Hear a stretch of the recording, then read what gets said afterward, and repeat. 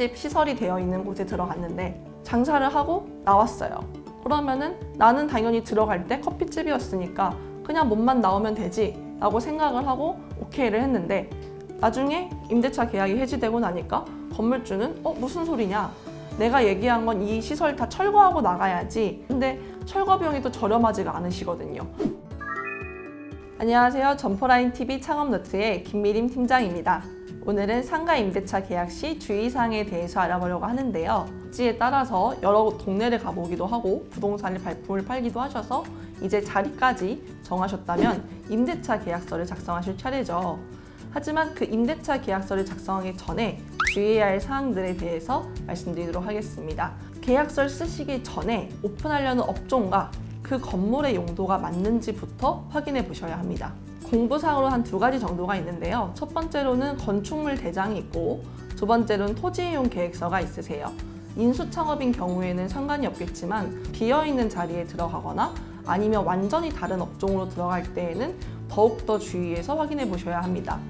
예를 들자면 기존에는 세탁소나 꽃집인 경우였는데 나는 이제 거기에 조그마한 카페를 차리고 싶다 라고 할 경우에는 건물마다 자리에 따른 용도들이 다 다르세요. 예를 들면 1종 근생, 2종 근생, 사무소 이런 식으로 다 용도가 정해져 있는데, 만약에 영업신고증 허가를 받을 때 카페로는 할 수가 없는 자리다 라고 하면은 구청에서 여기는 카페를 하실 수가 없는 자리예요 라고 나오는 경우도 있어요.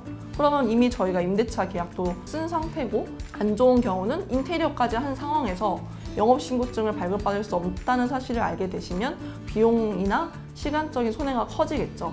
그래서 꼭 임대차 계약을 하시기 전에 부동산을 통해서든 아니면 정부24나 해당 그 지역 구청의 부서에 전화를 하셔서 주소 불러주시고, 여기 집원 주소에서 내가 인허가증 발급을 받으려고 하는데 가능할까요? 라고 문의해 주시면 공무원들 분께서 친절하게 알려주실 겁니다.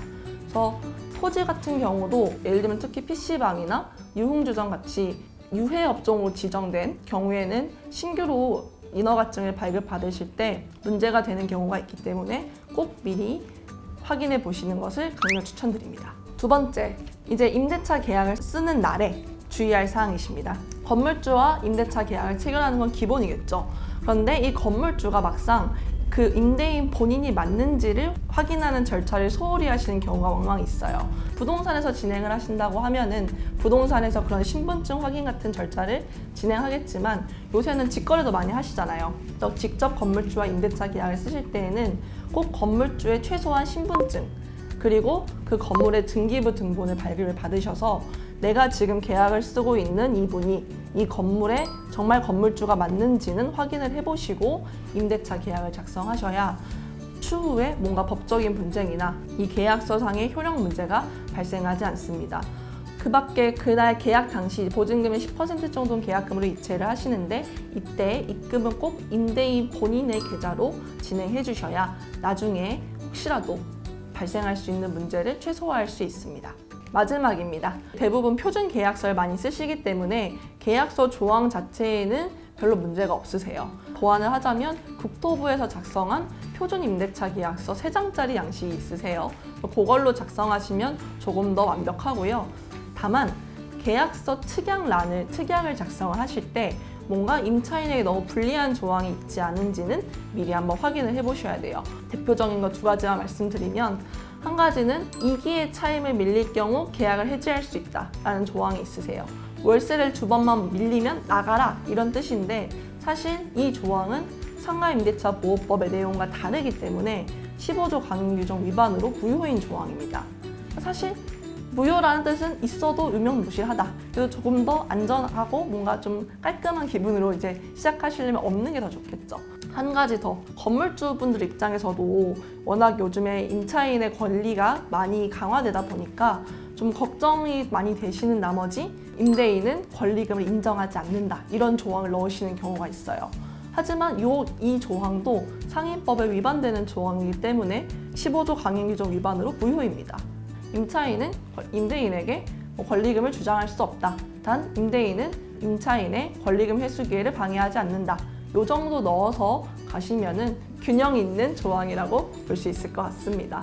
그래서 사실 특약은 안 쓰시는 게 제일 좋아요. 그래도 혹시 뭔가 꼭 넣어야 될 때에는 이 특약이 우리 임차인의 권리를 너무 침해하지 않는지, 상임법에 위반되는 건지 아닌지 정도는 확인하고 작성하시면 좋을 것 같다라는 얘기고요.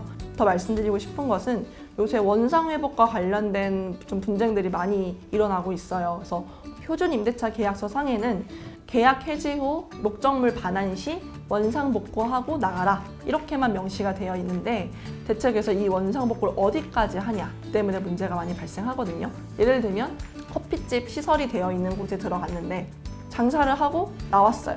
그러면은 나는 당연히 들어갈 때 커피집이었으니까 그냥 몸만 나오면 되지 라고 생각을 하고 오케이를 했는데, 나중에 임대차 계약이 해지되고 나니까 건물주는 무슨 소리냐, 내가 얘기한 건 이 시설 다 철거하고 나가야지. 근데 철거 비용이 또 저렴하지가 않으시거든요. 그래서 나중에 우리 계약이 만료됐을 때 분쟁이 발생하지 않도록 하기 위해서는 지금 원상을 복구를 하는 건 맞는데 어디까지 하라는 소리인지 정도는 미리 살짝 논의를 해보시는 게 좋을 것 같습니다. 지금까지 상가임대차 계약 시, 상가임대차 계약 전 주의사항에 대해서 알아보았고요. 그럼 다음번에 더 좋은 정보로 찾아뵙도록 하겠습니다. 감사합니다.